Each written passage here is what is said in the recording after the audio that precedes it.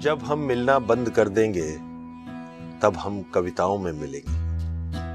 आओ चांद पे एक चाय हो जाए।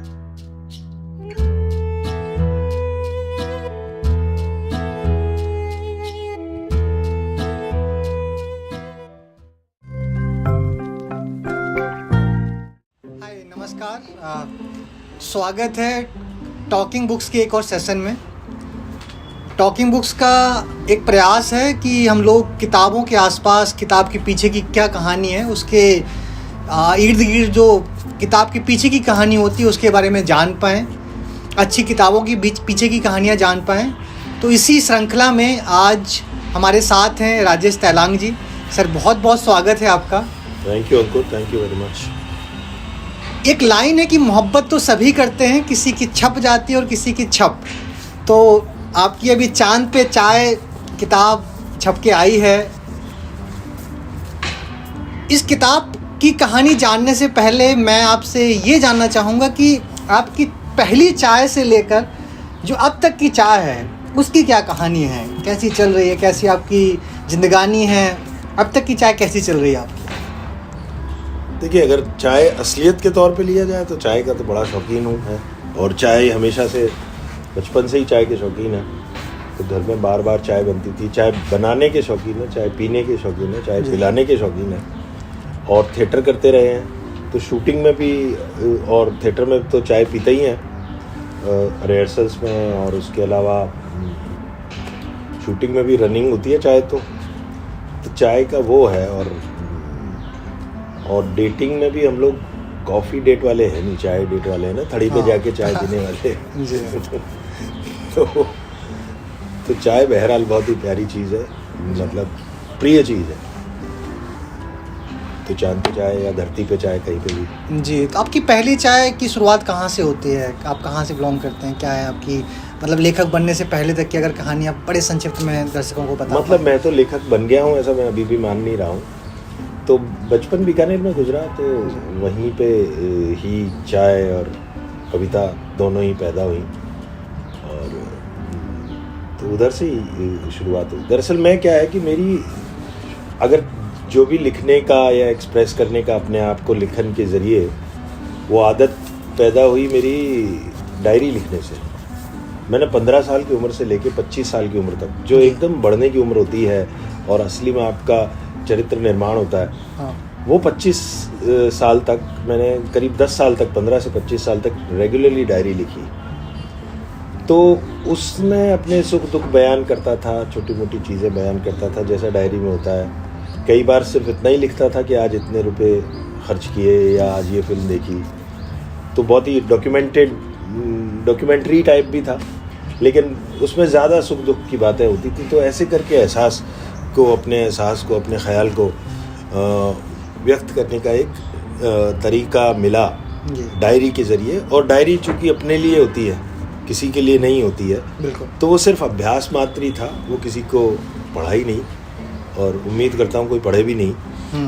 तो आज भी वो सारी डायरियाँ मैंने ऊपर वाले कमरे में पैक करके रखी हुई हैं, और एक डब्बे में पैक किए हुए हैं, गत्ते के डब्बे में, और उसके ऊपर लिखा हुआ है मेडिकल पेपर्स, ताकि कोई ढूंढे नहीं। ओके, हाँ। तो आजकल इतने सारे ब्रांड्स हैं, आपने किताब का नाम चांद पे चाय क्यों रखा? ये चायोस पे चाय, स्टारबक्स पे चाय, कॉफ़ी डे पे चाय, इन सब जगहों पे चाय आपको समझ में नहीं आई, या फिर ये कुछ स्पेशल है चांद पे चाय? चांद पे चाय डेफिनेटली स्पेशल है। एक तो चाय ही स्पेशल है, जी बिल्कुल, और ऊपर से चांद पे चाय ख़ास तौर पे, क्योंकि चांद एक ऐसी चीज़ है जो हम सबको कहीं ना कहीं पागल करता ही है ना। हम मतलब कवियों को तो ख़ास तौर पे, हाँ। और ल्यूनेटिक शब्द भी इसी से ही बना है ना। ल्यूना लैटिन में चांद को कहते हैं, और somebody who is lunatic is affected by lunar, है ना। तो पागल पने की वो है, एक रोमांटिसिज्म का है। और गुलजार साहब का फ़ैन रहा हूँ, तो चांद उनका एक बहुत बड़ा बिंब है हमेशा हर चीज़ में। तो वो हुआ, और फिर एक कविता लिखी थी मैंने, उससे चांद पे चाय नाम पड़ा। कि वो कविता ऐसी थी कि जब बिछोह होता है, ब्रेकअप होता है, तो आप मिलना बंद कर देते हैं, हाँ, तो आप फिर ख्वाबों में मिलते हैं। तो मैंने एक कविता छोटी सी लिखी थी कि जब हम मिलना बंद कर देंगे तब हम कविताओं में मिलेंगे। क्या बात है। आओ चांद पे एक चाय हो जाए।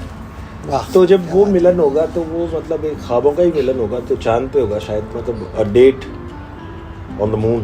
हाँ, और चाय की डेट वाले हैं, पर जैसा कि मैंने कहा तो चांद पे चाय। और इस पे मैं एक मतलब ये कविता किताब तो अभी आई है, लेकिन मैं अपने YouTube चैनल थिएटर टॉकीज़ के लिए चांद पे चाय करके एक सीरीज़ काफ़ी वक्त से बना रहा हूँ। 11 एपिसोड बना चुका हूँ, जिसमें सारे एपिसोड्स मेरे पे नहीं है, 3-4 एपिसोड ही मैंने किए हैं। बाकी और कवियों को, यंग कवियों को उसमें पढ़ने का बुलाया है मैंने, और वो प्रेम कविताओं पे ही है।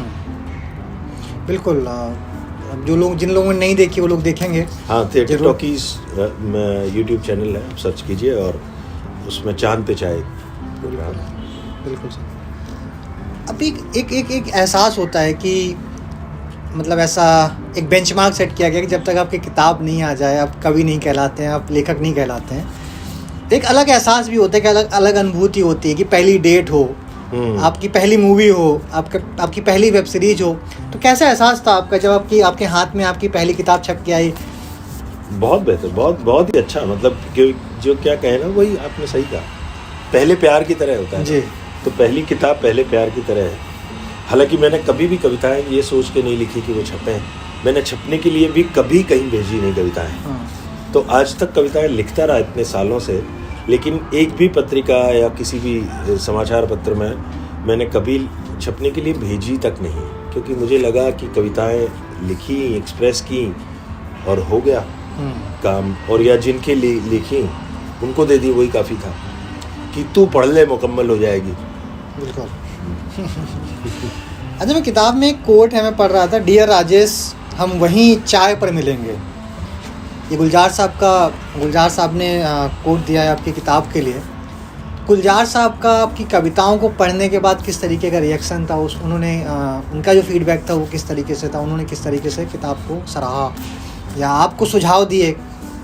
नहीं, सुझाव तो कोई नहीं दिया, बड़ा मतलब उनका रिएक्शन जो मुझे मिले वो अच्छे ही थे, बहुत ही मतलब क्या कहना, उत्साहवर्धक थे, बहुत ही ऐसे पर्टिकुलरली उन्होंने कुछ नहीं बोला। हालांकि एक्टिंग के बारे में भी उन्होंने बोला तो वो अच्छा लगा। जी बिल्कुल। सर, आगे बढ़ रहे हैं इस बातचीत में, तो कुछ आपकी कविताएं, आपकी पसंदीदा कविताएं कुछ किताब से ज़रूर सुनना चाहेंगे हम। अब मेरी पसंदीदा कविताएं तो पता नहीं, अभी लिखनी बाकी हैं। हाँ, वो इसमें है नहीं। तो मुझे पता नहीं कौन सी, मुझे हमेशा समझ में ही नहीं आता कि मेरी कौन सी कविता पढ़ के सुनाऊं या कौन सी अच्छी है। शायद अच्छी कविताएं लिखा जाना बाकी है। तो कुछ प्रेम सप्ताह चल रहा है, वैलेंटाइन डे आ रहा है, वैलेंटाइन डे आ रहा है, उसके अराउंड कुछ हो सकता है? नहीं, मतलब अब तारीख देख के इश्क हो, वो क्या कमबख्त इश्क है। तो वो वाली बात है। लेकिन एनीवे, एक कविता देखिए तारीख पे ही आ गई, अपने आप ऐसे ही रैंडमली हाथ में आ गई। तो ये एक कविता है कि पहली तारीख, उसके बालों की तारीफ बंद कर देना चाहिए, बंद कर देना चाहिए उसके बदन की खुशबू की तारीफ। वो एक इंसान है, उसे नई कंघी भी लेना है, उसे साबुन भी लेना है और मलना इत्र भी है। पसीना उसको आता है बसों में जब वो धक्के खाती है, बाल उलझ से जाते हैं जब वो काम से वापस आती है। उसकी मेहनत में, उसकी उलझन में, उसकी तनख्वाह में उसकी तारीफ छुपी है।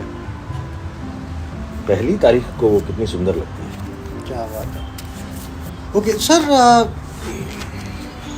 हम हमेशा से जो फिल्में हैं, सिनेमा है, उसमें साहित्य को बड़ा मतलब इन्वॉल्वमेंट रहता है। सभी लोग देखते हैं डायलॉग डिलीवरी हो, लिरिक्स हो, कविताएं इन्वॉल्व रहती हैं। तो आप जो ये साहित्य और सिनेमा का गठबंधन है, रिलेशनशिप है, आप इसको किस तरीके से देखते हैं?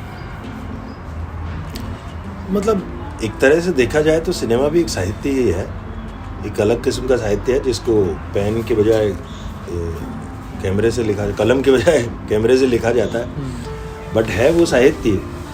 और मैं अक्सर जब पढ़ाया करता था तो ये बात अक्सर बोलता था कि अगर आपको एक्टिंग और फिल्म मेकिंग जाननी है तो नॉवेल्स पढ़ना चाहिए।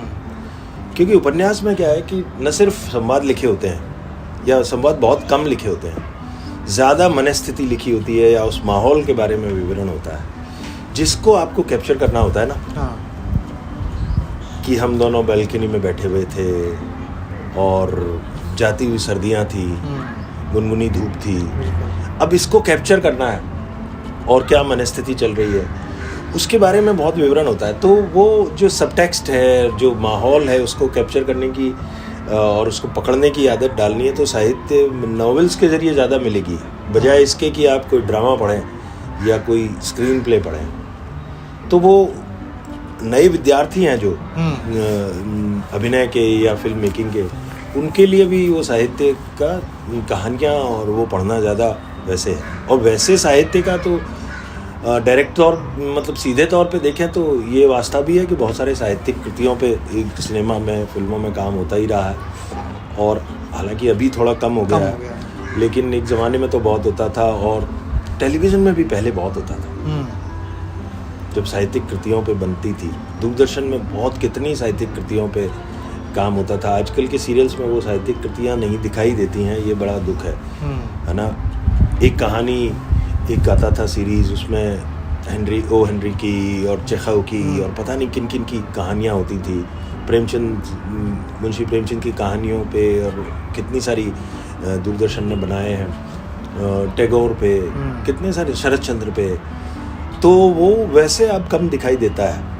हालांकि ये अपने आप में एक साहित्य का एक दूसरा रूप मैं मानता हूँ। साहित्य अगर लिखित साहित्य नहीं है तो एक अलग तरह का डॉक्यूमेंटेड साहित्य तो है ही।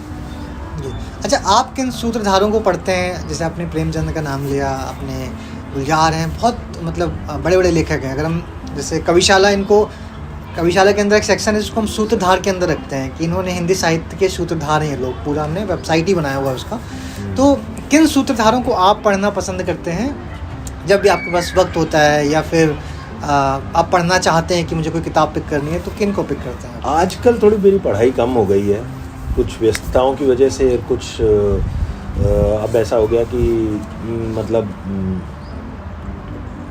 कभी कभार ही पढ़ पाता हूँ, ज़्यादा पढ़ता नहीं है। फिक्शन पढ़ने का भी थोड़ा शौक़ कम हो गया। तो लेकिन हाँ, प्रेमचंद कौन नहीं पढ़ना चाहेगा और किसने नहीं पढ़ा होगा।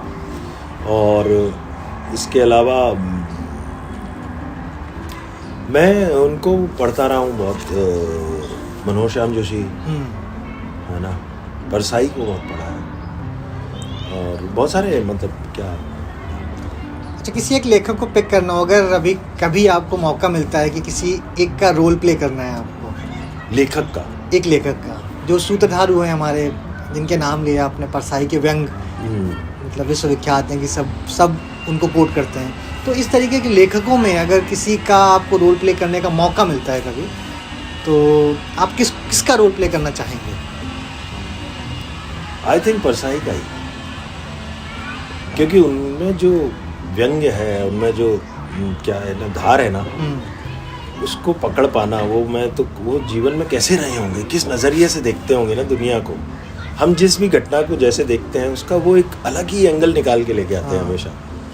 तो उस तरह के चरित्र को अच्छे से निभा पाना वाकई एक बहुत चैलेंजिंग काम होगा। और उनकी कहानियों से तो इतना मतलब प्रभावित हैं, और मैंने तो उनके कई कहानियों पे नाटक भी बनाए हैं और किए हैं। इंस्पेक्टर माता दीन चांद पर, एक लड़की 5 दीवाने, और एक दो और अभी याद, क्रोधित निराश, एक ऐसे 3-4 पे किया काम। बिल्कुल, मैं उनका कल वो पढ़ रहा था, प्रेमचंद के फटे जूते। हाँ, तो वो वास्तविकता है कि कितने सरलता के साथ में किसी के ऊपर व्यंग कर देना और उस तक बात पहुंचा देना, कितनी कड़वी बात हो। नहीं, परसाई बिल्कुल नहीं। और प्रेमचंद जी के वो तस्वीर कितनी फेमस है ना, जो फटे जूते वाली। क्या मतलब, मैं एक बार वहाँ भी गया था, उनके जो गांव है ना, क्या नाम है उसका, मगर क्या नाम है, प्रेमचंद जी का बनारस के पास गांव है ना। हाँ। तो वहाँ पे गया था और वो कुआं और हाँ। वो देखा और मतलब ऐसा लगता है कैसे कभी वो ये लोग जीवित थे और रहते थे। बिल्कुल। हाँ कि गाँव में मतलब वो पुरानी लम्ही। हाँ लम्ही, हाँ लम्ही गाँव बना। उन चीज़ों को कनेक्ट कर पाना। जैसे मैं तो खुद एक मतलब ऐसे गांव से बिलोंग करता हूँ जहाँ पे सारी चीज़ें देखी हैं कि कुआं है, उनकी कहानियों के अंदर जो पात्र मिलते हैं, जिस तरीके की इवेंट्स होते हैं, वो सब आसपास घूमते रहे हैं। अच्छा, जब आपका आप किसी शूट में हैं, वहाँ पे आपके साहित्यिक लोग मिलते हैं आपस में, तो क्या वहाँ पे साहित्य की बातें होती? मान लीजिए किसी शूट में वहाँ पे आशुतोष राणा जी भी हैं, मनोज बाजपेयी जी भी हैं, तो ये आई थिंक मैं ऐसे नामों का जिक्र कर रहा हूँ जो साहित्य से बहुत ज़्यादा जुड़े हुए हैं। जी। कि मतलब मुझे लगता है कि 24 घंटे में अगर ये बात कर रहे हैं तो 50% इनका कविताओं के जरिए, कविताओं की तरफ, कविताओं के थ्रू ही बातें होती होंगी। तो क्या उस शूट के दौरान भी साहित्य की चर्चाएं होती हैं? बिल्कुल होती है। मतलब जब ख़ास तौर पे जिनके नाम लिया वो लोग, उनसे तो ऑब्वियसली वो बातें होती हैं। और राणा तो, आशुतोष तो खुद अपने आप में इतना अच्छा लिखते हैं और वो तो आमतौर पे बातचीत करते हैं तो वो साहित्य की जैसी लगती है। हाँ। उनकी तो नॉर्मल बातचीत। और भी जितने भी थिएटर के जितने भी अक्सर जो एक्टर्स हैं मिलते हैं तो नाटकों पे बातचीत होना, वो नाटक भी एक अपने आप में साहित्य है। वो उनकी बातचीत हो ही जाती है कविताओं की। और अभिनेता के लिए कविताओं का पढ़ना और कविताओं का बोलने का अभ्यास करना भी अपने आप में एक अभिनेता की ट्रेनिंग का बहुत बड़ा हिस्सा है। अच्छा, कोई कविता हो जाए क्योंकि अब मुझे समझ में नहीं आता, इसलिए मैं ऐसे ही रेंडमली उठा के पढ़ देता हूँ, है ना। एक छोटी सी पढ़ देता हूँ। ये ऐसे मैं जैसे ताश के पत्ते खींचते हैं ना, भी वैसे मैं कागज़ खींच रहा हूँ अभी कि कौन सी कविता पढ़ी जाए। हाँ, तो ये गुमशुदा एक कविता है कि सब जानते हैं खोई हुई चीज़ वहाँ कभी नहीं मिलती जहाँ पहले रखी थी। सब जानते हैं खोई हुई चीज़ वहाँ कभी नहीं मिलती जहाँ पहले रखी थी। फिर भी कोई बार बार अपनी खुशियाँ ढूंढने तुझी तक चला आता हो। कोई दीवाना ही होगा वो। क्या बात है, क्या बहुत शानदार। तो ये किताब का जो बहुत सारे नए लेखक हैं या फिर जो किताब लिखना चाह रहे हैं, बहुत सारे लोग देख रहे होंगे, तो लिख तो लिया, बहुत सारे लोग होते हैं लिख लेते हैं, उनके पास बहुत बहुत अच्छी सी कविताएं होती हैं, क्वालिटी में भी क्वांटिटी में भी, बट वो पब्लिकेशन हाउस तक कैसे पहुँचे? आपकी वो क्या प्रक्रिया थी कि आपकी किताब वाणी प्रकाशन ने निकाली है, तो वाणी प्रकाशन तक आप कैसे पहुँचे? और किताब प्रिंट होने तक की क्या प्रक्रिया थी जब आपके हाथ में आई उसके पहले तक? देखिए, मैंने जैसा पहले कहा कि मैंने कभी छपने की कोशिश नहीं की, कभी भी छपने की कोशिश नहीं की। मैं तो खुद अपने लिए लिखता था और कविताएं डायरी का ही हिस्सा थी। और डायरी की तरह ही लिखता था और अधिक से अधिक मैंने कहा जिनके लिए लिखी उन्हें दे दी। तो ऐसा था। लेकिन एक वक्त आया जब ये अपना सोशल मीडिया का बहुत हुआ तो मुझे लगा मैं शेयर करने लग गया सोशल मीडिया में अपनी कविताएं, ऐसे ही डाल देता था। तो थोड़ा मतलब अच्छा उत्साहवर्धक क्या कहना रिस्पांस मिला, तो लगा ठीक है। फिर बीच में 5 साल पहले मैंने जब अपना यूट्यूब चैनल शुरू किया तो उसमें मैंने चांद पे चाय एक कविताओं पे प्रोग्राम बनाया और कहानियों पे भी एक प्रोग्राम है जो अनूप सोनी करते हैं, सुनी अनसुनी स्टोरीज़ विद अनूप सोनी। तो वो ऐसे करके मैंने सोचा कुछ साहित्य पे होना चाहिए अपने चैनल में, तो उसमें कुछ अपनी कविताएं पढ़ दी, कुछ और कवियों को बुला के पढ़ दिया। तो बहरहाल लोगों तक पहुंचने का तरीका मेरा सिर्फ ये 2 ही थे। फिर बीच में एक बार क्या हुआ कि साहित्य आज तक जो होता है उसमें ललन टॉप अड्डा में अपने सौरभ द्विवेदी भाई ने मुझे बुलाया बातचीत के लिए अभिनेता के तौर पे। तो वहाँ पे बातचीत हो रही थी, तो सौरभ भाई को मालूम था कि मैं कुछ कविताएं करता हूँ, तो उन्होंने कहा कुछ सुनाइए, लेकिन एक्टर के तौर पे ही था मैं वहाँ पे।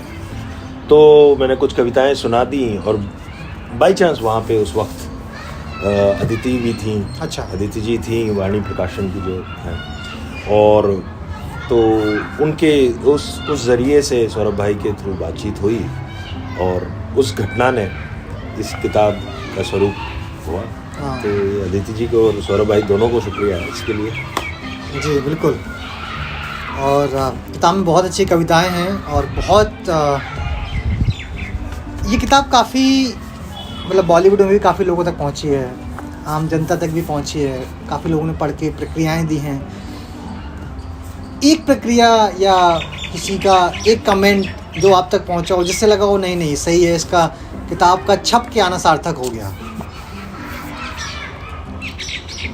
एक हमारे ही दोस्त हैं, एक्टर हैं वो, रवि गोसाई, और वो गुलजार साहब के साथ काम कर चुके हैं। ओके। माचिस में थे वो 4 लोगों में से। तो उनका कमेंट मेरे को लगा और बहुत ही प्यारा लगा। उसने कहा यार मैंने मतलब पढ़ी और मैं 3 कविताएं पढ़ के बार बार उनसे गुजरने का मन कर रहा है मेरा। जैसे रस आता है उसको एक बार में जल्दी ख़त्म करने का मन नहीं कर रहा। तो मुझे वो ऐसे काफ़ी अच्छे रिएक्शंस मिले, लेकिन somebody who knows। जी बिल्कुल। सब जब आप थोड़ा किताब से हट के अगर बात करें, कभी आप जब बाहर जाते हैं तो अभी भी लोग पूछते हैं कि मिर्ज़ापुर का अगला सीज़न कब आ रहा है? बिल्कुल, ये सवाल का मैं भी इंतज़ार कर रहा था अभी आपकी तरफ से भी कि किसी भी बहाने से वो सवाल आता ही है। तो वो आएगा, पता नहीं कब आएगा, क्योंकि इस बारे में ना तो मुझे पता है और ना मेरे को इस बात का अधिकार है कि बता पाऊँ। जी हाँ सर, इसमें एक कविता है हाथ थामे रहो। एक्चुअली मैं अभी पलट रहा था पन्ने, ये 34 पेज पे है। कुछ तो ज़िंदगी के बारे में कहने की कोशिश कर रही है, अगर ये आप समझा भी पाए और इसको दर्शकों को सुना पाए। ये तो कहने का तरीका है, बस बाकी ये है कि कोई ज़िंदगी में साथ रहता है तो एक अच्छा एहसास रहता है जी। तो उसी पे लिखा हुआ है कि हाथ थामे रहो, उंगलियों को उलझने दो, हाथ थामे रहो, मुश्किलों को सुलझने दो, हाथ थामे रहो, पसीने को महकने दो, हाथ थामे रहो, हथेलियों को बहकने दो, हाथ थामे रहो, खींचा तानी सी लगी है, हाथ थामे रहो, यहाँ भीड़ बड़ी है, हाथ थामे रहो, अब भी एक सांस बाकी है, हाथ थामे रहो, यूँ जिंदगी का एहसास बाकी। yes. बहुत शानदार है। मतलब मुझे लग रहा है कि हमें लाइफ में कोई ना कोई ऐसा चाहिए होता है, एक हाथ ऐसा चाहिए होता है कि आप किसी भी परिस्थिति में हैं, आपके साथ हो, साथ खड़ा रहे। जी जी जी, है ना, कि कहीं भी है तो बोल दे मैं हूँ ना, मैं हूँ ना है। इसका सब टेक्स्ट है, मैं हूँ ना। हाँ बिल्कुल सर। अब आगे चांद पे चाय के बाद हम कहाँ पे चाय पियेंगे, या कुछ ऐसा जो आप दर्शकों को बता पाएंगे क्या पढ़ने को मिलेगा? अब देखिए, अब ये तो एक किताब छप गई, तो अभी तक तो छपवाने के कभी प्रयास नहीं किया, लेकिन अब थोड़ी सी वो क्या कहना इच्छा है कि एक और, क्योंकि कुछ और कविताएं हैं बाकी अभी, और कुछ कविताएं और लिख आती रहती हैं, लिखता रहता हूँ। तो अभी एक और किताब पे काम कर रहा हूँ और उसका नाम सोचा है जी, दिल से पैदल। अरे वाह चांद पे चाय के बाद दिल से पैदल। बिल्कुल, बहुत शानदार नाम है। और पाठकों को इंतज़ार रहेगा आपकी अगली किताब का। और जिन्होंने भी ये किताब नहीं पढ़ी है वो किताब ऑर्डर करें, पढ़ें। पढ़ने के बाद जो भी रिस्पॉन्स है, जैसी भी अच्छी कविताएं अच्छी लगती हैं, आपका कुछ सुझाव है तो ज़रूर साझा करें उसको। ये वाणी प्रकाशन की साइट पे भी मिल जाएगी और अमेज़ॉन पे भी जी है। बिल्कुल सर। सर आखिरी में आपकी कोई पसंदीदा कविता या कुछ भी आप साझा करना चाहें, और साथ में एक प्रश्न कि जो भी दर्शक देख रहे हैं, बडिंग राइटर्स हैं, बडिंग पोइट्स हैं, आर्टिस्ट हैं, उनके लिए क्या बोलना चाहेंगे, क्या मैसेज देना चाहेंगे, क्या सुझाव देना चाहेंगे उनको? नहीं, मैं सुझाव तो क्या दूँ, मैं तो कोई ऐसी स्थिति में हूँ नहीं कि मैं कोई सुझाव देने लायक खुद को समझता हूँ। लेकिन ये ज़रूर कह सकता हूँ, अपनी चीज़ें शेयर कर सकता हूँ कि भाई मैंने जो ठोकरें खाई या मुझे जो सीखने जानने की जो प्रक्रिया है अभी, उस प्रक्रिया में हूँ मैं, तो वो मैं अपनी ही प्रक्रिया शेयर कर सकता हूँ। शायद किसी काम आए तो अच्छी खुशी होगी मुझे कि भाई मैं लिखते वक्त चाहे अभिनय करते वक्त अभिनय में काव्य ढूंढने की कोशिश करता हूँ और काव्य में अभिनय ढूंढने की कोशिश करता हूँ। तो वो है, और दोनों में ही ये प्रयास करता हूँ कि इकोनॉमी हो, कम से कम शब्दों में, कम से कम तरीके से ज़्यादा बात कही जा सके, और जितना आम बोलचाल की भाषा हो और आम दिखना हो अभिनय और इसमें कविताओं में, वो मुझे लगता है कि काम करता है। दिल से दिल तक पहुंचने का एक प्रक्रिया में एक कोट मैंने इस किताब में पहले बिल्कुल शुरुआत में डाला है, मार्लिन ब्रेंडो साहब का जी, बहुत बड़े एक्टर हैं, आपको सबको जानते ही हैं, कि उन्होंने कहा था जो मुझे बड़ा अच्छा लगा, तो किताब के शुरुआती पन्नों में है कि an actor is at most a poet and at least an entertainer. तो एक अभिनेता मतलब जब चरम को प्राप्त होता है ना, तो एक कवि की तरह होता है। अच्छा, और नहीं तो वो एक एंटरटेनर। बिल्कुल सर, मेरी कई बार आपसे बातचीत हुई और इस कोट का जिक्र जरूर किया है आपने। हाँ, ये हर बातचीत कोट बहुत ही इम्पोर्टेंट है, मतलब मुझे बहुत ही गाइड करता है ये कोट। जी। तो सर बहुत बहुत धन्यवाद इस बहुत सुंदर परिचर्चा के लिए, और चांद के चाय के पीछे की क्या कहानी है उसको दर्शकों को बताने के लिए, हमारे साथ साझा करने के लिए। और अगली किताब जब भी हम तक पहुंचेगी हम ज़रूर उस पर बातचीत करेंगे। और जो भी दर्शक देख रहे हैं उनसे मैं पर्सनली रिक्वेस्ट करूंगा कि इस किताब को पढ़ें, बहुत अच्छी कविताएं हैं, ज़िंदगी के हर पहलू को छूते हुई, स्पेशली प्रेम एक जो इम्पॉर्टेंट वो होता है, पड़ाव होता है ज़िंदगी का, उसके इर्द गिर्द बहुत सारी कविताएं हैं जो आप खुद से कनेक्ट कर पाएंगे, कि आपको लगेगा कि ये तो मेरी कहानी बताई जा रही कविताओं के थ्रू। तो सर बहुत बहुत धन्यवाद, और एक बार फिर हम अगली किताब में आपके साथ हाजिर होंगे, उस पर चर्चा करेंगे, उसकी कहानी भी जानेंगे आपसे। शुक्रिया। आज की चाय के लिए बहुत बहुत धन्यवाद सर। शुक्रिया। Thank you so much sir.